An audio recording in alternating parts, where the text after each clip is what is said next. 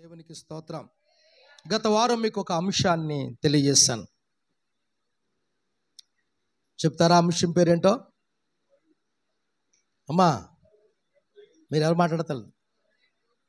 ఏంటమ్మా? పరుగెత్తుట పరుగు.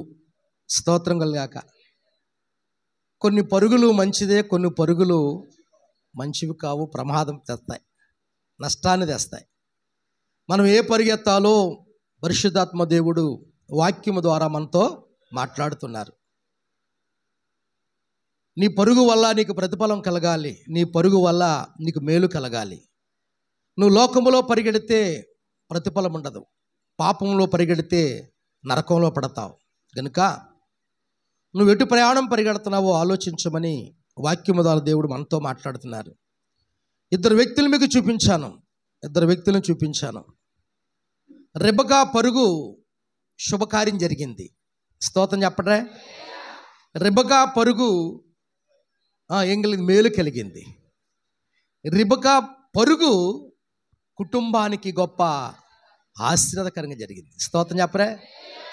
ఏమండి, ఆ ఇంటిలో జరిగిన శుభకార్యము, ఘనకార్యము నీ ఇంటిలోనూ కూడా జరగాలంటే నీవు కూడా రెబెకాలాగా ఓర్పు కలిగి, సహనము కలిగి పరిగెత్తితే ప్రతిఫలము పరిశుద్ధాత్మ దేవుడు మీకు అనుగ్రహించును గాక. రెండో ఆయన చూపించాను, గెహాజీ పరుగు. ఆ పరుగు వల్ల ఏమైందో తెలుసా? నష్టం తెచ్చుకున్నాడు. ఆ ఒక్కడు పరిగెట్టడం వల్ల తన కుటుంబానికి అంతటిని కీడు తెచ్చుకున్నాడు, శాపాన్ని తెచ్చుకున్నాడు. ఇంకా చెప్పాలంటే లేనిపోయిన జబ్బును, రోగాన్ని కూడా తెచ్చుకున్నాడు. ఈ రోజున మనుషులు లోకం వైపు గెహాజీలాగా పాపం వైపు పరిగెడుతుంటే లేనిపోయిన రోగాలన్నీ కూడా మనుషులకి ఏం చేస్తున్నాయి? అంటుకుంటున్నాయి. కాబట్టి మరి మన పరుగు ఎలాగో ఈరోజు ఒక ముగ్గురు మనుషుల గురించి వాళ్ళు ఎలా పరిగెట్టారో, పరిగెట్టడం వల్ల ప్రతిఫలం ఏం కలిగిందో మనం చూద్దాం. స్తోత్రం కలిగిన గాక. హల్లెలూయా. మనందరం పరిగెట్టుకుంటూ వచ్చాం, చాలా సంతోషం. ప్రభు సన్నిధికి దేవుడు తప్పగా మనం దీవిస్తాడు. ఒకవేళ ఏదో రావాలా మానాలా అనుకుని ఇంకా ఉంటే దేవుడు వారిని కూడా ప్రభు కొరకు పరిగెత్తించును గాక. కొన్నిసార్లు బస్ కొరకు పరిగెడతాం, అవునా? ఎందుకని బస్సు వెళ్ళిపోతుందేమని. ట్రైన్ కొరకు పరిగెడతాం, ఎందుకంటే ట్రైను వెళ్ళిపోతుంది. విమానం కొరకు పరిగెడతాం. ఏమండి, కొందరు ఉద్యోగం కొరకు, కొందరు వ్యాపారం కొరకు, కొందరు సేవ కొరకు, కొందరు రకరకాల ప్రయాణాలు ఉన్నాయి. ఎన్నో పరుగులు వెళ్తున్నాం. ఈ పరుగు వల్ల నీకు ఏదైనా ప్రతిఫలం కలుగుతుందో ఆలోచించు. కొంతమంది అప్పుల కొరకు పరిగెడతారు, కొంతమంది అప్పులు తీర్చలేక కూడా పరిగెడతారు. అవునా కదా? ఏం చేస్తారు చెప్పండి? అప్పులు చేయడానికి పరిగెడతారు, ఆ అప్పులు తీర్చడానికి, తీర్చకుండా ఉండడానికి ఏం చేస్తారు? పరిగెడతారు. నేను చెప్తాను చాలాసార్లు, భూమికి నక్క ₹10 అప్పు ఉందంట.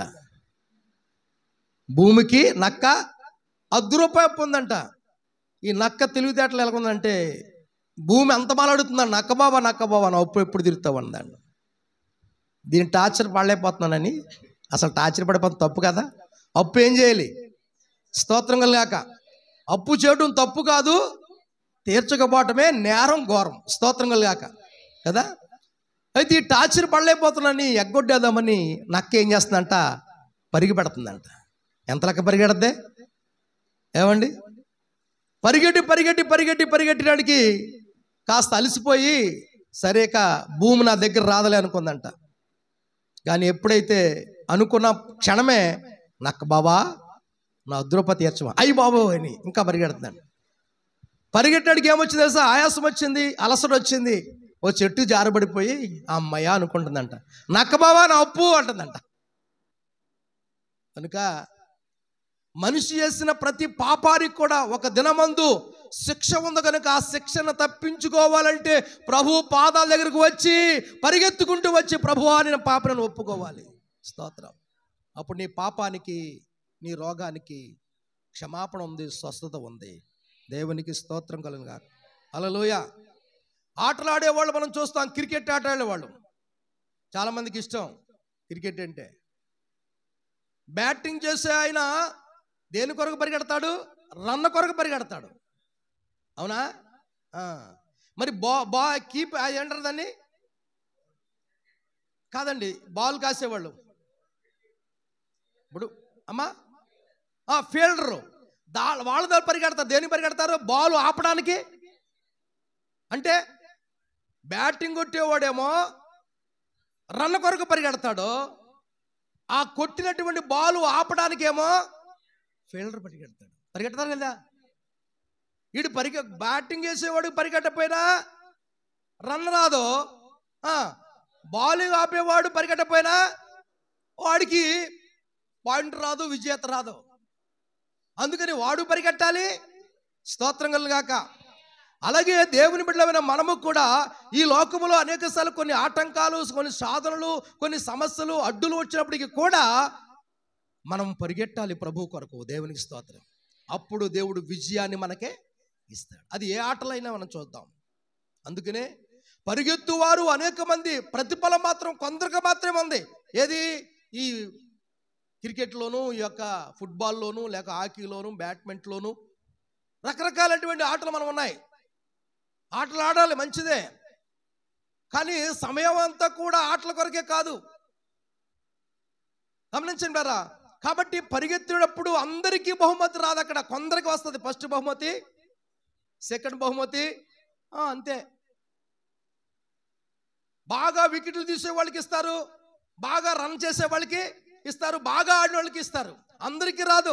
అందరితో పాటు కొందరికి మాత్రమే వస్తుంది. కానీ ఇక్కడ క్రైస్తవ జీవితంలో యేసు ప్రభువులో ఉన్న వారికి ఎందరైతే తను అంగీకరిస్తారో వారందరికీ దేవుడు రక్షణకి ఇస్తాడు. దేవుని స్తోత్రంగా బహుమానాన్ని ఇస్తాడు దేవుడు. తెలుసా? ఆ ఆటలైతే, ఆ గేములైతే కొందరికే బహుమానము. కానీ ఇక్కడ మనము ప్రభు దగ్గర ఉన్న మనము, భూమి మీద ఉన్న ప్రతి ఒక్కరు కూడా, ప్రతి విశ్వాసి కూడా, ప్రతి క్రైస్తవుడు కూడా దేవుని కొరకు పరిగెడితే తప్పకుండా దేవుడు అందరికీ కిరీటాన్ని దేవుడు ఇస్తాడు. ఇస్తాడేవిడా? ఇస్తాడు. నువ్వు లోకాన్ని, పాపాన్ని జయించినట్లయితే ఆయన జీవ కిరీటాన్ని ఇస్తాడు దేవుడు. ప్రకటన గ్రంథంలో 3:21 అంటాడు కదా, జయించు వారిని నాతో కూడా నా సింహాసనం నందు నేను కూర్చుండబెడతానన్నాడు దేవుడు. జయించాలి మనము. ఈ లోకాన్ని, పాపాన్ని మనం జయించాలి సంగమా. ఈరోజు ఒక ఆయన పరిగెత్తుకుంటూ వచ్చాడు. మనం తెలిసిన ఆయన ఎన్నోసార్లు చదువుకుంటూ వెళ్ళిపోయాం. కానీ మరలా దేవుడు ఎందుకో ఈ పరుగు అందినటువంటి పరుగు పందు మన కొరకు, లేక పరిగెత్తుట అనే అంశంలో ఆ యొక్క 3వ వ్యక్తిని మీకు చూపిస్తాం. దీనిలారా లూకాసు వార్త అందరూ తీద్దాం. లూకాసు వార్త బైబిల్లో తెరవండి. 19వ అధ్యాయము 4వ వచనం. ఒక్కళ్ళు. అప్పుడు యేసు ఆ త్రోవను రానై ఉండెను గనుక అతడు ముందుగా పరిగెత్తెను. చాలు, ఇక్కడ చూడండి. నా ఇంక చూడండి అందరు కూడా.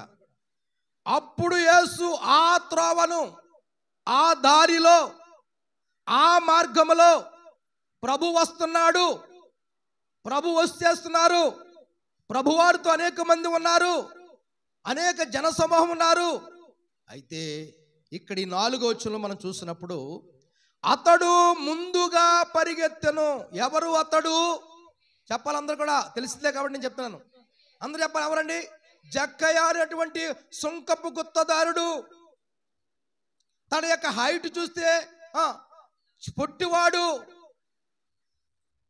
అతడు ముందుగా పరిగెత్తాడంట. ఎవరికంటే ముందుగా పరిగెత్తాడు తెలుసా? యేసు ప్రభు కంటే ముందుగా పరిగెత్తాడు. హల్లెలూయా. ఎవరికంటే?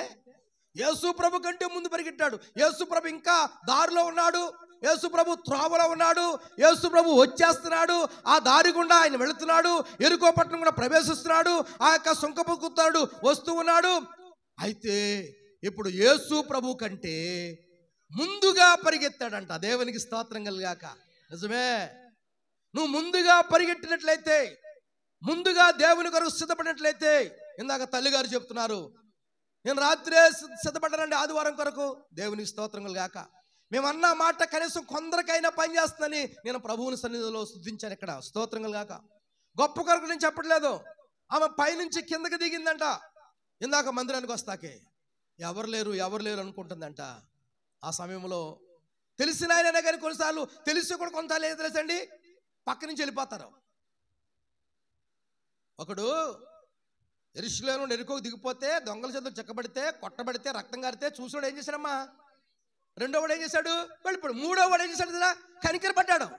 అలాగే తెలుసున్న వాళ్ళు కూడా కొన్నిసార్లు తెల్లట్టుగా సెపరేట్ అండి వెళ్ళిపోతారు. కానీ ఆ అబ్బాయి తెలుసున్నప్పటికీ కూడా అన్నాడంటే బైబిల్ చూసి తన చేతిలో చూసి, అమ్మా ఎక్కడికి వెళ్తాం బాబు అన్నాడు. మందిరంకి వెళ్తాం బాబు అంటే దించేస్తాను రా అన్నాడంట. దేవునికి స్తోత్రములుగా.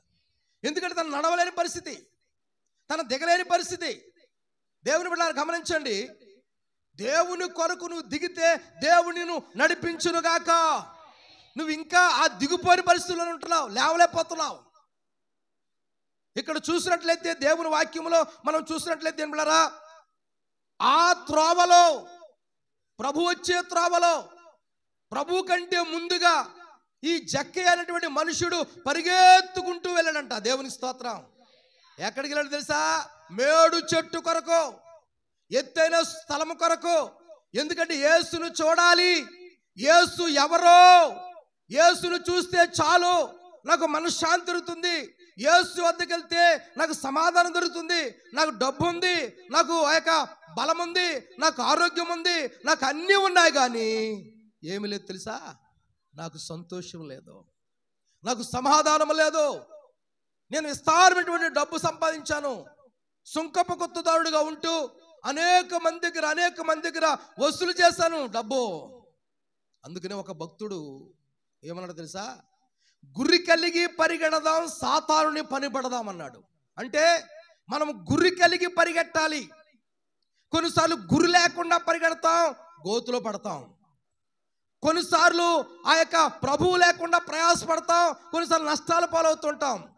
గురి కలిగి పరిగెడితే సాతాను మనం పనిపడతాం. గురి కలిగి పరిగెడుతున్నాం, గురి లేకుండా ఉంటే ఏమవుతుందో తెలుసా? సాతాను నిన్ను పట్టేసుకుంటుంది. సాతానుని నువ్వు పడతాం కాదు, నిన్నే సాతాను పట్టుకుని చేస్తుంటే వాడు చిత్రహింసలు చేస్తూ ఉంటాడు. అందుకని ఇందా చదువుకున్న కీర్తన అంటాడు, నేను శ్రమల పాలైతిని. చివరి వచనంలో 17 వచనం అంటాడు చూడండి, నేను శ్రమల పాలైతిని, బహు దీనుడినైతిని. 40వ కీర్తన 17 వచనం, నేను శ్రమల పాలైతిని, ప్రభువు నన్ను దేవునికి స్తోత్రం కలుగును గాక. హల్లెలూయా. ఆ శ్రమల్లో నేను లేను, ఆ యొక్క పరిస్థితుల్లో నేను లేను, కానీ నా దేవుడు నాకేం చేసేసా సహాయం చేశాడు అంటాడు. దేవునికి స్తోత్రం కలుగును గాక. కొన్ని పరుగులు కొన్ని ప్రమాదానికి గురవుతాయి, కొన్ని పరుగులు ఏమవుతాయంటే ప్రమాదం నుండి కూడా తప్పిస్తూ ఉంటాయి. దేవునికి స్తోత్రం కలుగును గాక. అర్థమైందండి? కొన్నిసార్లు చూడండి, మనం పరిగెడుతుంటాం, అలసిపోతుంటాం, అలసపడిపోతుంటాం. అదే నువ్వు ప్రభు కొరకు పరిగెడితే దేవుడు నీకు నూతన బలమును దేవుడు నీకు ఇస్తాడు. దేవుని స్తోత్రం కాదు, నూతన బలాన్ని దేవుడు నీకు ఇస్తాడు. ఇక ఒక పాపి అయిన మనుషుడు ఆ త్రోవలో ప్రభు వస్త్రాన్ని ముందు ప్రభు కంటే ముందుగా ఏం తెలుసండి? పరిగెత్తాడు. దేవుని స్తోత్ర. ఎందుకోసం పరిగెడతాడు చెప్పండి? యేసును చూచుట కొరకు. దేని కొరకు? యేసును చూడాలి. తల్లులారా, ప్రభును చూడాలని ఆశ, వాక్యము కొరకు ఆశ, ఆరాధన కొరకు ఆశ, సన్నిధి కొరకు ఆశ, ప్రభు సన్నిధిలో సాక్షి చెప్పడం ఆశ, ప్రార్థన చేసుకునే ఆశ, బైబిల్ వాక్యం చదవాలని ఆశ కలిగి ఉంటే ఆశ కలిగిన ప్రాణమును దేవుడు తృప్తిపరుస్తాడు. స్తోత్రం కలుగాక. నిజంగా ఒక మాట నేను చెప్పాలని ఆశపడుతున్నాను. ఈ పరుగుతున్న అంశములు చెప్పినప్పుడు మొన్న వారమే చెప్పాను కదా, ఈ వారములో ఒక సహోదరులు పెద్ద ఆయన నిజంగా ఆ పరుగును గురించినటువంటి ఎక్కడైతే రెఫరెన్స్ ఉందో ఆ రెఫరెన్స్ అన్నీ కూడా కొన్ని 4-5 రెఫరెన్స్ ఏరి మొన్న శుక్రవారం నాడు నాకు ఇచ్చినప్పుడు నాకు చాలా సంతోషం కలిగిందండి. 10,000 ఇచ్చినా సంతోషం ఉండదు, డబ్బున్న సంతోషం ఉండదు, కానీ దేవుని వాక్యాన్ని వేరటం అంటే అది చూసుకోవడం అంటే సామాన్యం కాదు, ఎతకాలే. నేను ఇక్కడ రెఫరెన్స్ చెప్తేనే కొన్నిసార్లు మనం ఎతకలేం. మత్తయి సువార్త అంటే ఎక్కడైతే అంటే ఆది కాండం వెతికే వాళ్ళు కూడా ఉన్నారు. అవునా? నవ్వుతున్నారు చూడండి, లేదా? కానీ ఆయన వాక్యాన్ని ఎదికి ఆ పరిగెత్తేనే ఆ మాట ఎక్కడుంది? ఎందుకంటే ప్రసంగంలో 3 విషయాలు ఎప్పుడో చెప్పాను మీకు. 1 వచ్చిన ప్రసంగం, 2 కథా ప్రసంగం, 3 అంశ ప్రసంగం. అంశం కథ అంటే కథ, వచ్చును. ఆ వచ్చును ఏంటంటే పరిగెత్తుట అనేటువంటి వచ్చును. ఆ వచనాన్ని గురించినటువంటి రెఫరెన్సెస్ ఇచ్చినప్పుడు ఆ కాగితం మీద రాసి నాకు చూపించినప్పుడు అనుకున్నాను, నేను సిద్ధపడి ఆయన ఒకవేళ రాశారనుకుంటే లేదు, ఆయన దేవుడు ఆయనకి ఇచ్చిన మాటలను బట్టి నేను చాలా సంతోషించాను. దేవునికి స్తోత్రం కలుగా. ఎందుకో తెలుసా, డబ్బు ఈరోజు ఉంటుంది, రేపు ఉండదు. వస్తువులు ఉంటాయి పోతాయి, కానీ వాక్యము ఎల్లప్పుడూ నిలిచి ఉండును. స్తోత్రం కలుగా. ఉన్నా కానీ, ఏ అనారోగ్యంలో ఉన్నా కానీ దేవుని వాక్యాన్ని జ్ఞాపం తెచ్చుకుంటే దేవుడికి నెమ్మదిని అనుగ్రహించను గాక. అనేక సార్లు చెప్పాను మీకు, ఒంటరిగా హాస్పిటల్లో ఆ గదిలో ఉంటున్నప్పుడు, ఒంటరిగా ఆ యొక్క ఇంటిలో ఉన్నప్పుడు, నిరాశతో ఉన్నప్పుడు, కృంగుదలతో ఉన్నప్పుడు, బాధతో ఉన్నప్పుడు, భయములతో ఉన్నప్పుడు, అప్పులతో ఉన్నప్పుడు, అనారోగ్యంతో ఉన్నప్పుడు దేవుని వాక్యమును గుర్తు చేసుకుంటే ఆ వాక్యం ఏం చేస్తుంది తెలుసా, నిన్ను ధైర్యపరుస్తుంది. దేవుని స్తోత్రం. జిగట గల ఊబులో నుండి, నాశనకరమైన గుంటలో నుండి, దొంగ ఊబులో నుండి ఆ వాక్యం ఏం చేస్తుంది, పైకి లేవనెత్తుతుంది. దేవుని స్తోత్రం కలుగాక. కాబట్టి ఆ వాక్యం కొరకు ఆశ నీకు ఉందా సహోదరి? ఆ వాక్యం కొరకు నీకు ఆశ ఉందా? ఇక్కడ ప్రభు కొరకు ప్రభును చూడాలని పరిగెత్తాడు.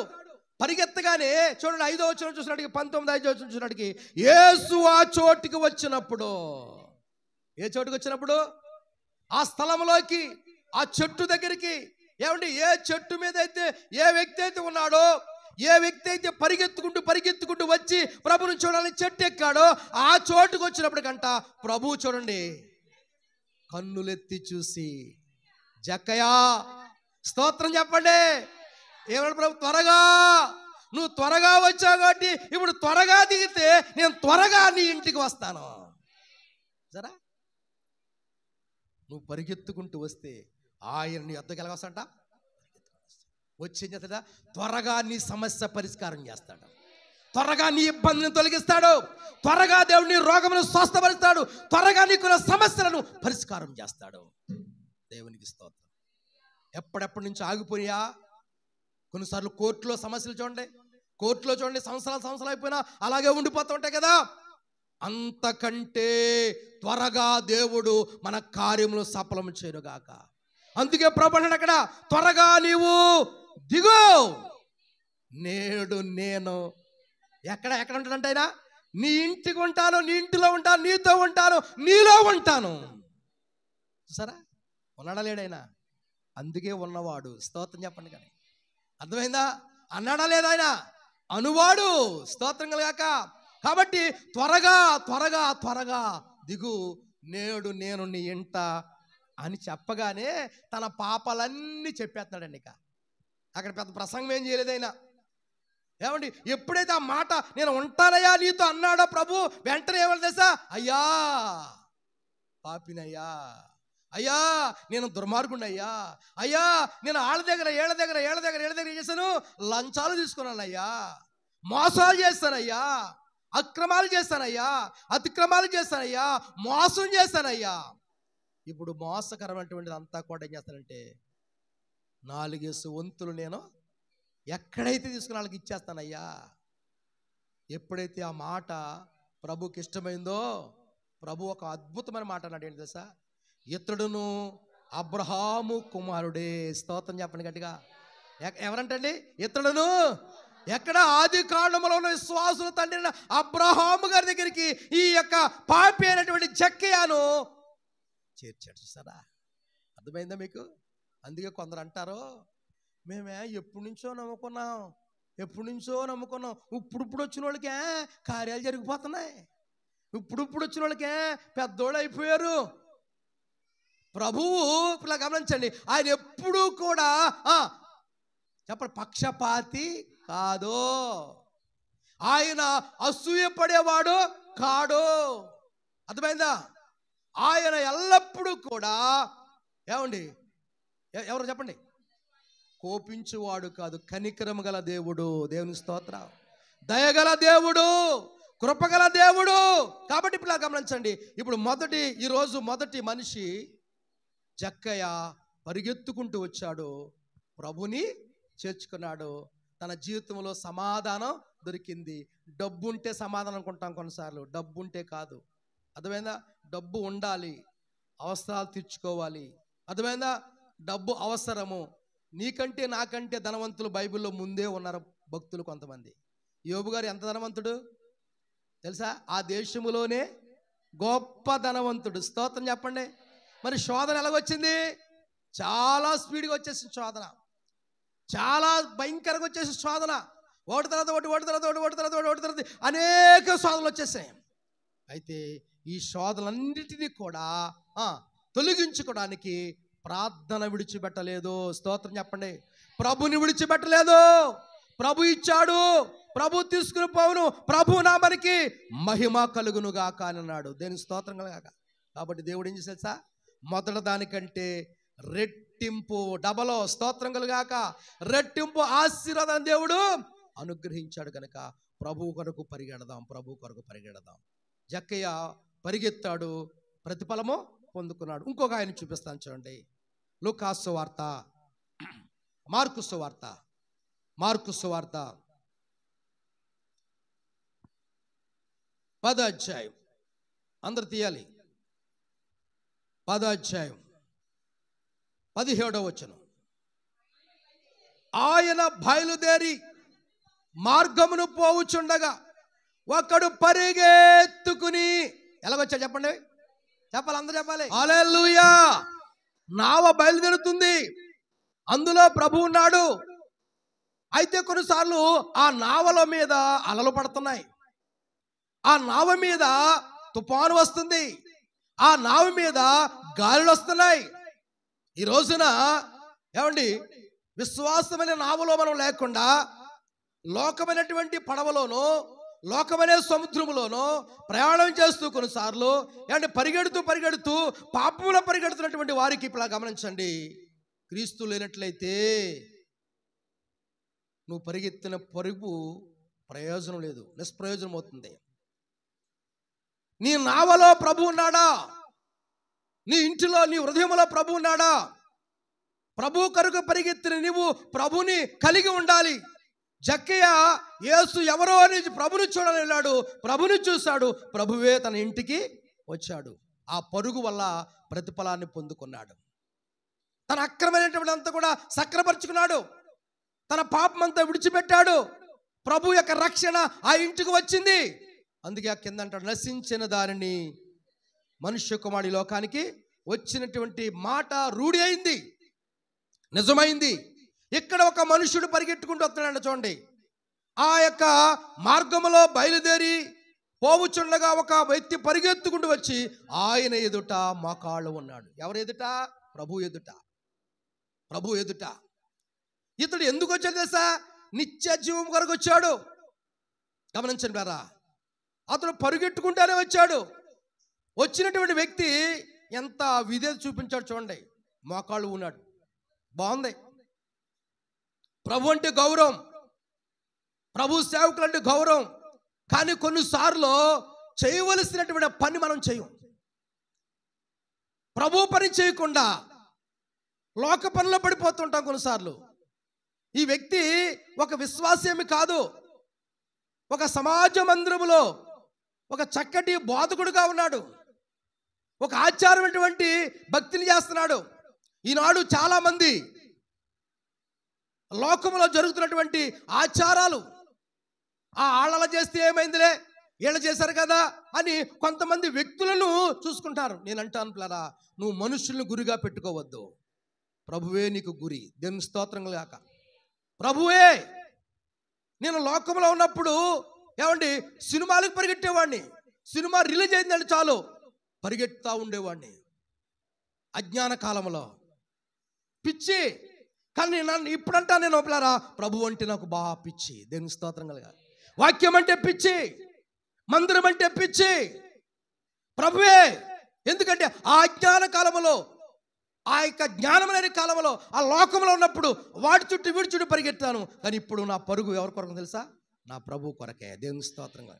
యవనస్తులారా, పెద్దలారా, మనం పాపమే పరిగెట్టామా ప్రతిఫలం రాదు. లేనిపోని నష్టాలు వస్తాయి, లేనిపోని కష్టాలు వస్తూ ఉంటాయి. ఈ వ్యక్తి ఏమండి ఒక ఆచార భక్తులుగా ఉంటూ ఒక సమాజంలో ఉన్నటువంటి ఆ వ్యక్తులుగా నటిస్తూ ప్రభు దగ్గరికి వచ్చి అన్నాడు, నిత్య జీవానికి వెళ్ళాలంటే నేనేం చేయాలన్నాడు. బాగా అడిగాడు. కానీ ప్రభు ఏం చెప్పాడు తెలుసా? అయ్యా, నీవు మోషే గారు ఇచ్చిన ఆజ్ఞలను చూసావు, 10 కమాండ్మెంట్స్, 10 ఆజ్ఞలు. ఆ ఆజ్ఞలలో ఇదిగో నేను చెప్తున్నాను, నరహత్య చేయవద్దు, వ్యభిచారం చేయవద్దు, దొంగలించవద్దు, ఇలాగా అబద్ధ సాక్ష్యం చెప్పవద్దు, ఇవన్నీ చెబుతూ నీ తల్లిదండ్రులు సన్మానించమని ఆజ్ఞ నీకు తెలియదు కదా అని ఎప్పుడైతే ప్రభు చెప్పాడో, ఏమండి అతను అన్నాడు, ఇవన్నీ నాకు చిన్నప్పటి నుంచి, చెప్పండి ఎప్పటి నుంచి అంట, చెప్పాలి ఎప్పటి నుంచి అంట, చిన్నప్పటి నుంచి నాకు. కొంతమంది అదే కదా, నాకు ఇప్పుడేటండి, ఎప్పటి నుంచో, అసలు పాస్టర్ గారు కాకముందే నాకు తెలిసి అంటది ఒక ఆవిడ. పాస్టర్ గారు కాకముందే తెలుసు అంట. ఏం తెలుసు అంటే ఆదివారం ఆరాధన మానేయటం తెలుసు, దేవుని సన్నిధిని దొంగిలించడం తెలుసు, దేవునికి ఇచ్చిన ధనాన్ని మింగేయటం తెలుసు, దేవుడు చేసిన మేళ్ళు మర్చిపోవడం తెలుసు మనకి. కొందరు చూడండి, ఇప్పుడు దేవుని తెలిసిన తర్వాత దేవుని కొరకు నువ్వు ప్రతి నిత్యము కూడా పరిగెట్టాలి. స్తోత్రం కలుగాక. ఈ వ్యక్తి అన్నాడు, నాకు చిన్నప్పటి నుంచి తెలుసండి, బాల్యం నుండి నాకు తెలుసండి. ఏమండి, అందుకే ఇర్మీయా అన్నాడు, బాల్యము నుండి నా మాట వెనకపోవటం నీకు వాడికైపోయింది అన్నాడు. ఇతనికి వాడికైపోయింది, ఇతనికి అలవాటైపోయింది. అయితే ప్రభు అన్నాడు, అతన్ని చూసి ప్రేమించాడండి. స్తోత్రం చెప్పండి. అసలు ఇన్ని మాట్లాడేవాడిని ఏం చేస్తాం మనమైతే, ఏం చేస్తాం చెప్పండి, వెంటనే నీకు తెలిసి అన్నా కదా వెళ్ళు. కానీ ప్రభు ఏమన్నాడు తెలుసా? ప్రేమించి అతన్ని ప్రేమించాడంట. స్తోత్రం కలుగా. ప్రేమించిన దేవుడు ఏమన్నా తెలుసా? మరలా నీలో ఉన్న ఆ లోటు, ఆ కొదువ ఇదయ్యా అన్నాడు. స్తోత్రం చెప్పండి. కనుక మనకు గానే ఆ లోటు చెప్పామని, కొద్దు చెప్పామనుకో, ఏమంటాం చెప్పండి, వీడికే తెలుసా, వీళ్ళకే తెలుసా, నాకు తెలియవా, నా వయసు ఎక్కడా, అసలు నా సర్వీస్ ఎంత? ఏమండి, మనం కొన్నిసార్లు ఆ యుగోది పోగొట్టుకోలేకపోతున్నాం, ఆ గర్వ మనసు పోగొట్టుకోలేకపోతున్నాం. గమనించండి, ఇక్కడ ఈ వ్యక్తి అన్నప్పుడు ప్రభు ఏమన్నా తెలుసా? నోరుమూసిపో అనాలి. కానీ అలా ఏమన్నా తెలుసా? అతన్ని ప్రేమించి, ఇదిగో బాబు నీకొకటి కొదుగు ఉందయ్యా. ఆ కొదుగు అంటే తెలుసా? నువ్వు ధనవంతుడు, నువ్వు డబ్బున్నవాడు, మిగులు ఆస్తిపరుడు. ఇప్పుడు నువ్వేం చేయాలంటే ఆ డబ్బు కాస్త తీసేసి బేదలకు ఇచ్చేసి ఓ పని చేయి, నువ్వు నన్ను వెంబడించు అన్నాడు ఆయన. ఏమన్నాడు చెప్పండి? ఏమన్నాడు ఆయన? మనం ఏం చేస్తామంటే కొన్నిసార్లు అయ్యో పాస్టర్ గారికి ఇచ్చేయాలంట. ప్రభు చెప్పిన మాట ఏంటి? నీకున్నది 10 మందికి పెట్టురా, అది నాకు పెట్టినట్లే. పేదలు ఉన్నారు, దీనులు ఉన్నారు, ఏమండి దీన పరిస్థితులు ఉన్న వాళ్ళు ఉన్నారు, ఆకలి ఒక్క పూట కూడా ఆహారం లేకున్నారు, నీకు 2 పూట్ల ఆహారం దొరుకుతుంది కదా అని ప్రభు చెప్తే, అదే ఒకవేళ పాస్టర్ గారు చెప్తే ఏమంటారంటే, ఎంతసేపు పాస్టర్ గారమ్మా అని అపార్థంతో మాట్లాడతాం మనం. గమనించండి లేదా, ఇక్కడ ప్రభు అన్న మాట ఏంటి తెలుసా? నువ్వు ధనవంతుడు అన్న సంగతి తెలుసు, వాటి ఒక్క మాట చేయి, నీకున్న ధనాన్ని పేదలకి ఖర్చు పెట్టి ఓటు చేయి, నన్ను వెంబడించు అన్నాడు. స్తోత్రం చెప్పండి. ఏమన్నాడు ఆయన? నన్ను అంటే భూమి మీద ఉన్న ధనము కొంతకాలమే, శాశ్వతం కాదు. నేను నిత్యము ఉన్నవాడిని. స్తోత్రం. ఆ మాటకు అర్థం అదే. భూమి మీద ఉన్న ధనం ఏమవుతుందంటే ఖర్చు అయిపోతుంది. భూమి మీద ధనం ఏమవుతుందంటే తుప్పు పడుతుంది. భూమి మీద ధనం ఏమవుద్దంటే అది కాలిపోతుంది, పాడైపోతుంది. చూస్తలేదు మనం కొన్నిసార్లు. ఏమండి, ఇప్పుడు ఇజ్రాయెల్ దేశంలో మనం చూస్తే, పాలస్తీనా, లెబనాన్, సిరియా ఆ ప్రాంతంలో చూస్తే, ఏమండి తగలబెడుతున్నప్పుడు భవనాలు కాలిపోతున్నాడు. ఆ ఇంట్లో ఉన్న ధనం అంతా ఏమైపోతుంది? కాలిపోతుంది. బంగారం అంతా ఏమైపోతుంది? సెపరేట్ అండి. ఈ భూమి మీద నా ధనము శాశ్వతం కాదు, నేను నిత్య జీవాన్నిస్తున్నవాడు కాబట్టి ప్రభు అన్నాడు, నువ్వు నన్ను వెంబడించు అన్నాడు ఆయన. స్తోత్రం చెప్పరా? ఎవరినే? ఆ పరిగెత్తుకుంటూ వచ్చానండి. ఇప్పుడు ఈ పరిగెత్తుకుంటూ వచ్చాడు ఏం చేయాలి తెలుసా? చూడండి అక్కడ ఏ మాటకో, ప్రభు చెప్పిన చెప్పాలి. ఏ మాటకే? ప్రభువు చెప్పినా. కొన్నిసార్లు మనం చెప్పిన మాటలు కొంతమంది ఏం చేస్తారు చెప్పండి? చెప్పరేటండి. భర్త చెప్పాడు అనుకో, చెప్పావులే అనే భార్యలు చెప్పరేట్. మీరు మాట పాస్టర్ గారు మాకేసేసాడు అనుకున్నారా? ఏది కదా ఉన్నా చెప్తున్నాను. అలాగే భార్య చెప్పింది అనుకో భర్తలో, అలాగే తల్లిదండ్రులైన వారి పిల్లలు చెప్తే మాట్లాడరు. మీరు లోటు మంద కదా, అందుకని మాట్లాడడం మనం. ఏమండి నచ్చదో, నువ్వు నాకు చెప్పినట్టు అనుకుంటూ ఉంటాం. సరే పాస్టర్ గారు ఒకళ్ళు చెప్పారనుకోండి, ఇదిగో నేను నీ మాట వింటాను, నాన్న మాట వింటాను, కానీ పాస్టర్ గారు నాకు చెప్తున్నట్టి అందొక ఆవిడ ఏమంది? పాస్టర్ గారు చెప్తున్నట్టు. పాస్టర్ గారు చెప్పేది ఏంటి తెలుసా? నీకు మంచి కొరకే. స్తోత్రం చెప్పండి. నువ్వు బాగుపడాలనే. నువ్వు బాగుపడితే సంతోషించేది ఎవరు తెలుసా? నీ సేవకుడు. స్తోత్రం లేదు. నీ దేవుని తర్వాత నీ సేవకుడు సంతోషిస్తాడు. అదే మీరు బాగోలేదనుకోండి, ఎలాగంటే చెప్పండి? బాగుగా ఉండాలి. బాగుగా ఉంటే సంతోషం. స్తోత్రం చెప్పండి. అర్థమైందా? మీరు ఆరోగ్యంగా ఉండి మీ పనులు చేసుకుంటూ మీ కుటుంబంతో కూడా చక్కగా పచ్చగా సంతోషంగా కలకలగా ఉంటే సంతోషపడేది నీ దేవుడు, నీ సేవకుడు. స్తోత్రం కదా. కొన్నిసార్లు మనం అనుకుంటామంటే మా పాస్టర్ గారు అనుకుని అపార్థం చేసుకో. దైవ సేవకుల్ని ఎప్పుడు అపార్థం చేసుకో. దైవ సేవకుడు కోరేది ఏంటి తెలుసా? నీ క్షేమాన్ని కొరతాడు, నీ క్షేమం కొరకు ప్రార్థన చేస్తాడు, నీ పిల్లల క్షేమం కొరకు ప్రార్థన చేస్తాడు. నువ్వు బాగుండాలి, నీ భర్త బాగుండాలి, నీ పిల్లలు బాగుండాలి, నీ కుటుంబం బాగుండాలి, నీ ఉద్యోగం బాగుండాలి, నీ వ్యాపారం బాగుండాలి, నీ చేతి పని బాగుండాలి. అన్నిటికంటే ముందు నువ్వు బాగుగా ఆరోగ్యంగా ఉండాలి. స్తోత్రం చెప్పండి కనుక. అర్థమైందా? ఈ మనిషి ఎలాగ అనుకోలేదండి. ప్రభు చెప్పినప్పుడు ఏం పడ్డాడు తెలుసా? అతడు ఆ మాటలకు చెప్పండి ముఖము చిన్నపుచ్చుకుని దుఃఖపడుతూ. ఇప్పుడు మొదటికి ఎలాగొచ్చాడు? పరిగెత్తుకుంటూ వచ్చాడు. పరిగెత్తినప్పుడు ఎలా ఉన్నాడు చెప్పండి? స్తోత్రం చెప్పరే గట్టిగా. హల్లెలూయా, హల్లెలూయా. లోన్ ఎత్తున్నారు. ఏమెత్తున్నారు? ఏదో లోన్ వస్తున్నా డాక్రా తీసుకున్నప్పుడు ఎలాగుంటా చెప్పాలి. ఇప్పుడు చూసారా? ఇప్పుడు నవ్వుతున్నారు మీరు. తీసుకున్నప్పుడు ఎలాగుంటుంది? నాకు రాసి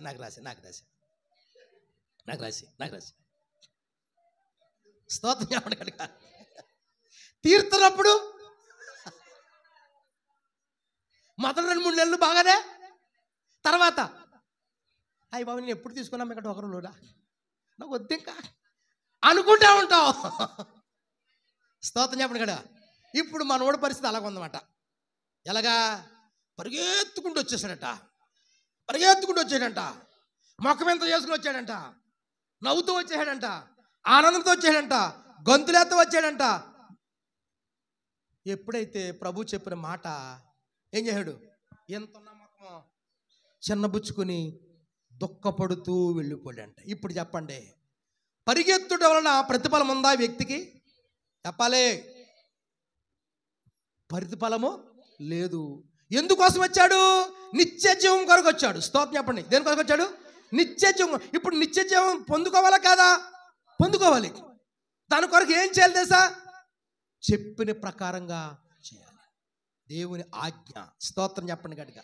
చూడండి, కీర్తన కూడా ఒక మాట అంటాడు. 119వ కీర్తన 32 వచ్చాను చదవండి.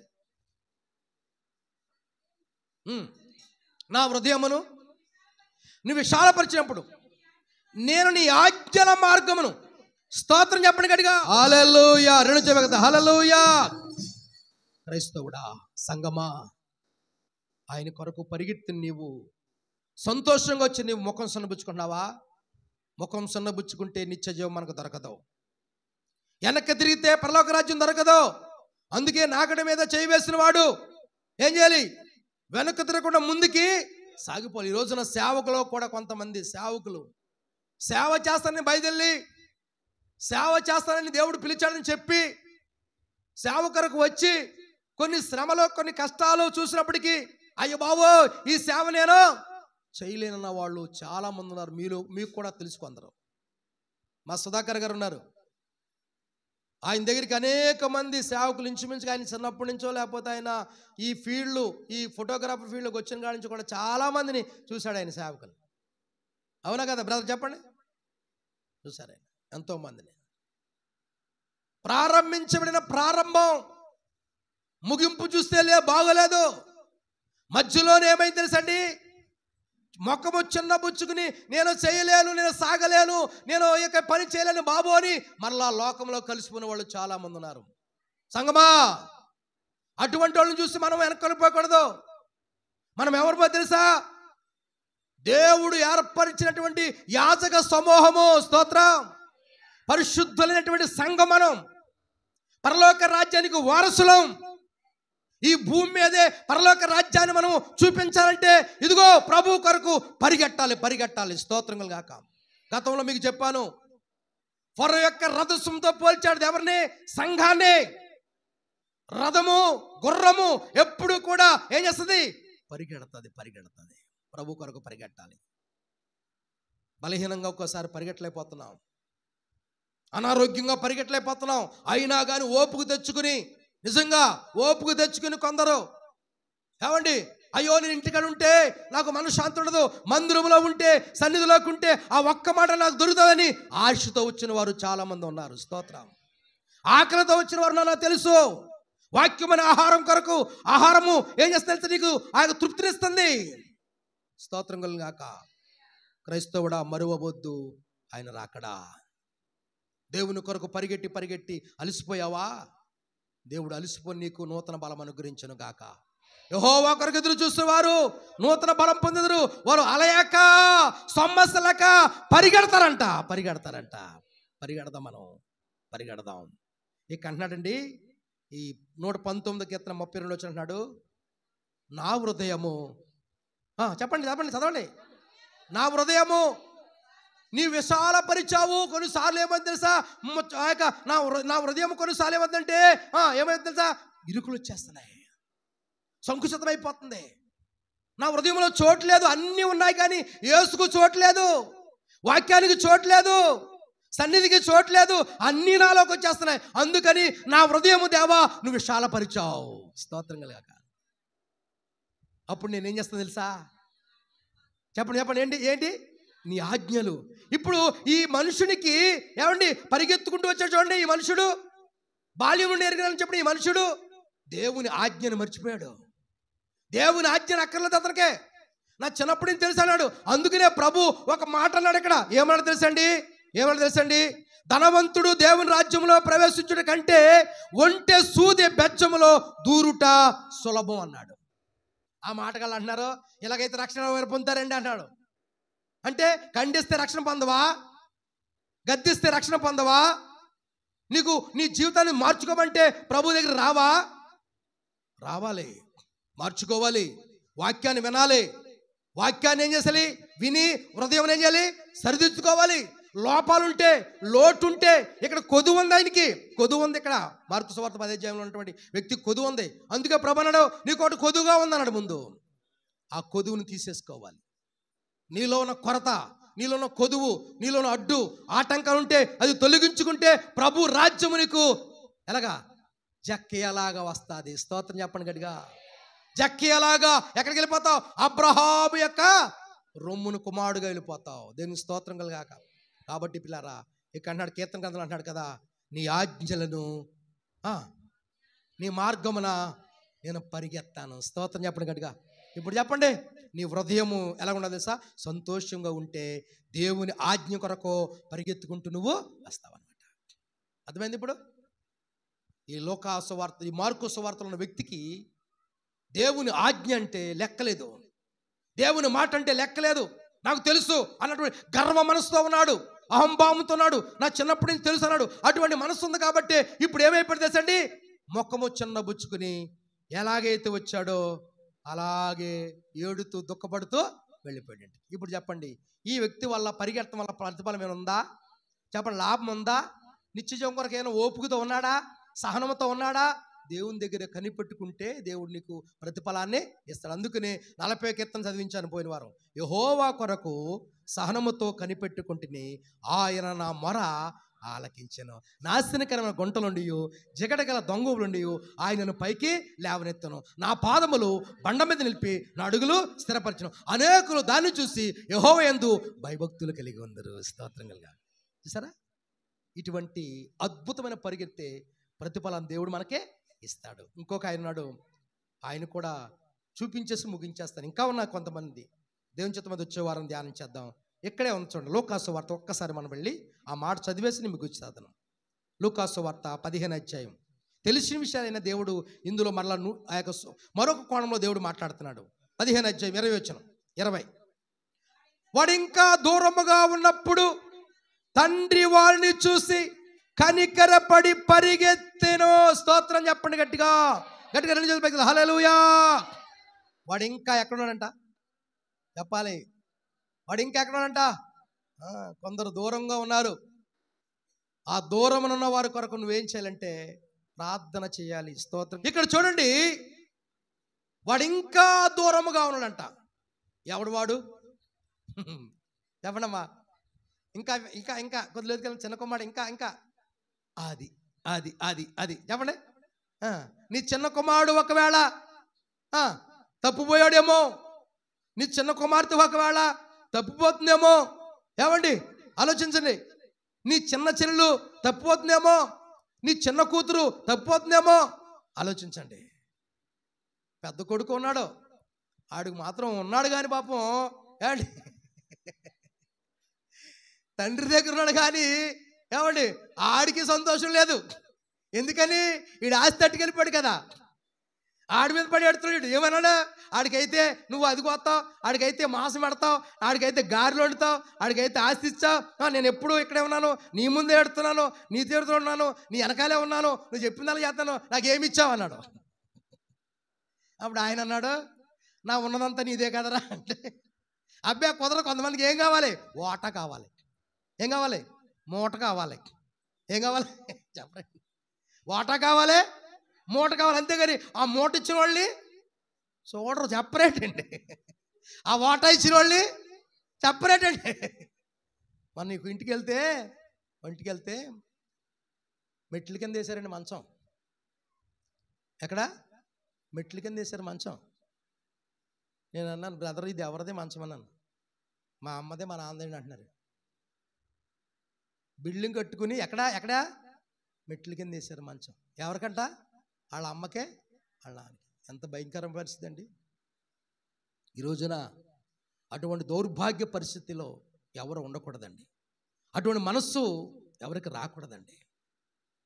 దేవుడు మనస్సు, దేవుని ఆలోచన కలిగి ఉంటే దేవునికి అందుకే మనం భయపడాలండి. దేవుని దగ్గర అందుకే రావాలి. దేవుడు మంచి నేర్పిస్తాడండి. స్తోత్రంగా కాక ఆ మంచి నేర్చుకుని మంచి పని చేయండి.